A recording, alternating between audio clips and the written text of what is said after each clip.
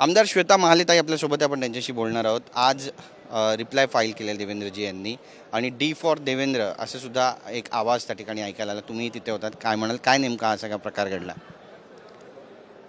विरोधकांनी जेव्हापासून लाडकी बहीण योजना आम्ही सुरू केली, अंमलात आणली, तेव्हापासून विरोधक कायम त्या ठिकाणी महाराष्ट्रातील माता भगिनींमध्ये एक चुकीचा नेरेटिव्ह सेट करण्याचं काम करत होते की ही योजना सरकार आल्यानंतर पुन्हा सरकार जेव्हा येईल तेव्हा ही योजना बंद पडणार आहे आणि एक चुकीचा फेक नेरेटिव्ह त्या ठिकाणी आम्ही खोडून काढला।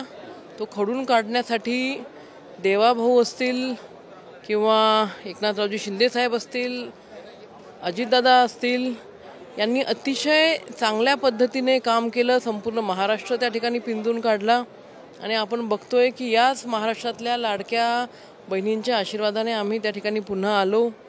जेव्हा या योजनेची सुरुवात आम्ही केली, जेव्हा अंमलबजावणी सुरू झाली, महिलांच्या खात्यामध्ये रक्षाबंधनची पहिली ओवाळणी त्या ठिकाणी आली, त्यावेळेला महाराष्ट्रामध्ये संपूर्ण भारतीय जनता पार्टीच्या माध्यमातून आमचा लाडका भाऊ देवाभाऊ हे मेळावे आम्ही त्या काळामध्ये घेतले होते आणि नक्कीच त्या मेळाव्याचा फायदा चांगल्या पद्धतीने झाला।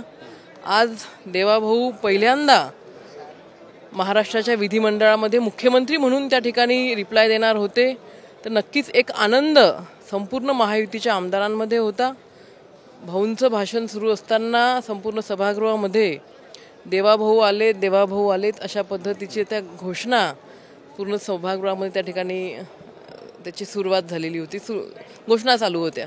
इतक्या वर्षापासून भाजपचे जे आमदार वाट पाहत होते तो दिवस आज खऱ्या अर्थाने आला आणि महाराष्ट्र हा कधीही थांबणार नाही। एकनाथरावजी शिंदे साहेब यांच्या नेतृत्वामध्ये त्याची सुरुवात झाली आणि हा महाराष्ट्र आता देवेंद्र फडणवीस साहेबांच्या नेतृत्वामध्ये तसाच पुढे चालत राहणार आहे, त्याची गती अधिक वाढणार आहे।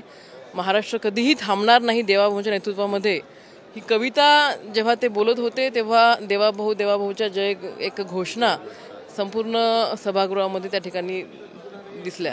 आजपासून खऱ्या अर्थाने देवा पर्व असं सुरू झालं, पर्व या महाराष्ट्रामध्ये सुरू झालेलं आहे।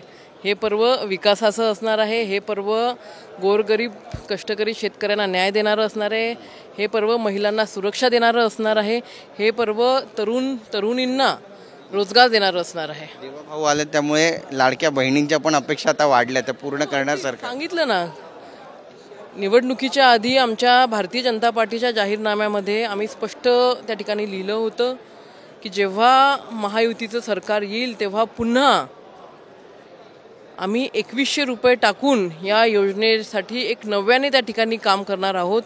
तो शब्द जो देवाभाऊंनी दिला होता तो शब्द त्यांनी पूर्ण केलेला आहे। डिसेंबर अखेरीस हे 2100 रुपये आमच्या लाडक्या बहिणींच्या खात्यामध्ये त्या ठिकाणी पडायला सुरुवात होणार आहे। आमच्याशी बातचीत केल्याबद्दल कॅमेरा पर्सन अनिकेतचा गिरीश गायकवाड, TV9 मराठी, नागपूर।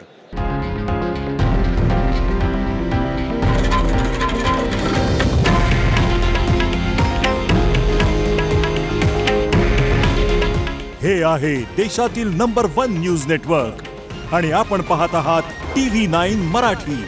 काळजी तुमची, हित महाराष्ट्राचं।